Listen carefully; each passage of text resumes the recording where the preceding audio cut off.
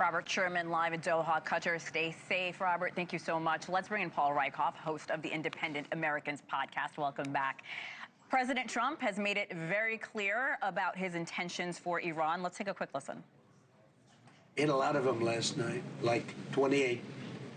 We knocked out 28 boats last night, little ones. That's all they have is little ones. Are you going to try to take out more tonight?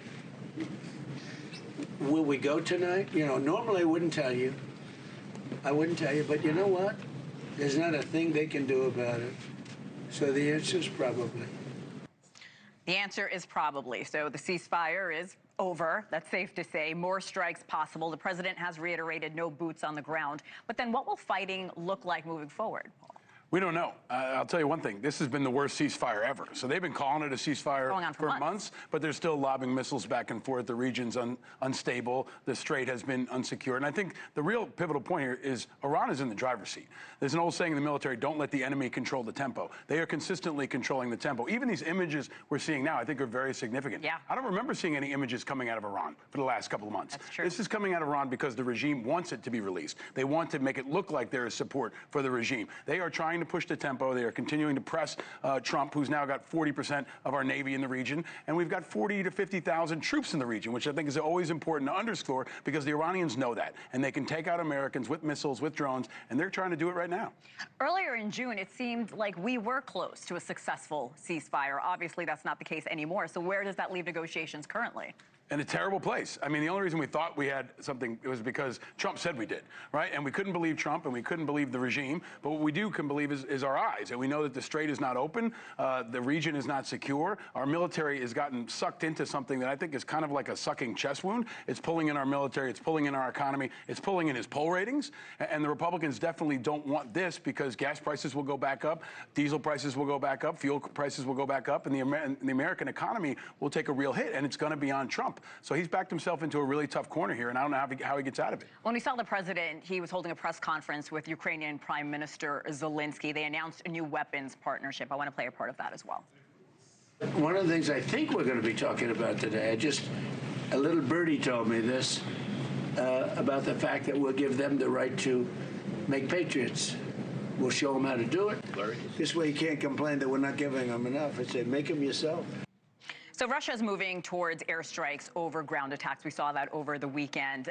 Ukraine wasn't able to intercept any single one of them. So we know this is a complex air defense system. How does that change Ukraine's outlook in this war? This is great news for Ukraine. I mean, better late than never. Finally, Trump is saying he'll help them develop patriots. But I think this is also really good for America. This is a place where we can develop our weapon systems, where we can improve our military standing, and we don't have to waste an American life. There are no American lives in jeopardy here, unlike in Iran. I think Trump also likes to be on the side of a winner.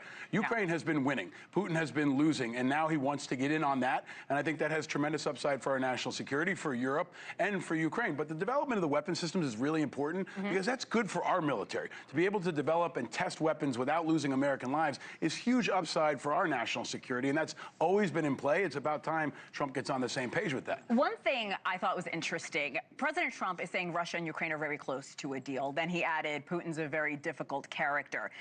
Is this new agreement closer to them making a deal, or are we just giving more weapons to Ukraine as this war continues? I think the way to a deal is by defeating Russia, right? And by giving weapons to Ukraine, you are closer to defeating Russia. We need to put Putin in a place where he has to come to the negotiating table, and it has to come with him leaving Ukraine.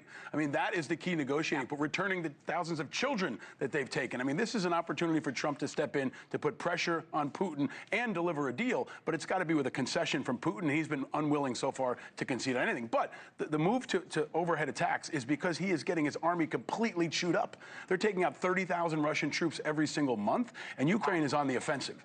Let's move on to Syria, because that was a huge announcement from the president as well. He officially notified Congress that he wants to rescind the country's designation as a state of terrorism. Your thoughts?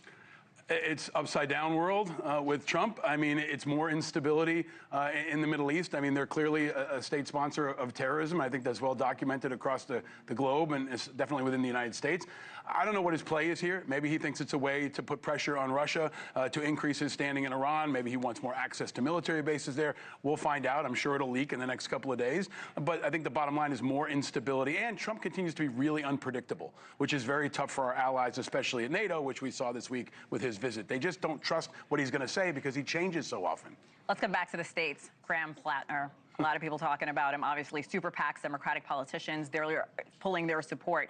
The Hill's Chris Steyerwalt wrote this, and I just want to read that there's still hope Democrats could win back Maine if Plattner goes quietly.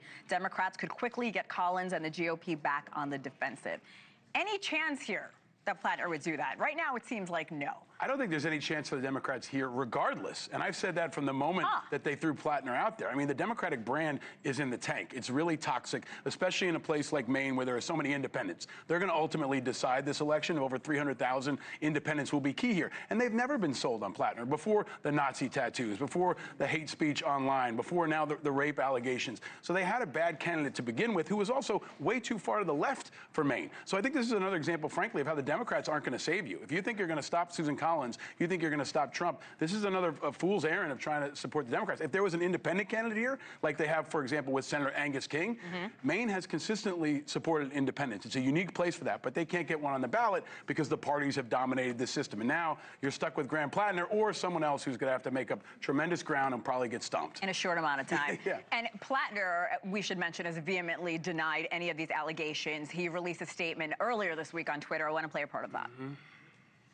Regardless of the inaccuracy of the reporting, but mindful of the political reality it will inflict, we are taking the time to reflect on the best path forward. What do you think Plattner's next move is here? I hope it's to go away. I mean, he's a sinking ship, and he has been for a long time. It's just every week you hear about a new hole. Really? I think if we're talking about the people of Maine, they deserve a candidate with integrity, one that they can trust, one that doesn't have a counter-argument of women making allegations of sexual assault and sexual harassment and rape. He's done. The question is, does he take the party down with him, or does he move out gracefully and try to find something else? But I think the Democrats here, this is a reflection of how leaderless they are nationally, how fragmented they are. And in the end, I've always been betting on Susan Collins to do what she always does, hang on and win. Are you surprised he hasn't dropped out yet? No. I mean, he didn't drop out after the Nazi tattoo and the other allegations. True. I mean, I think that there's something wrong with his sense of awareness here. He is going down and has been going down, and he's hanging on, I guess, for personal privilege. Yeah. And that's a sign of how he's not a leader that Maine needs. We need someone who's selfless, and he's not that kind of person. The Independent American is available everywhere you get your podcast. Paul Rieckhoff, thank you as always. It's always good to see you. You too, Hannah. Thank you. All right, there's more breaking news to tell you about.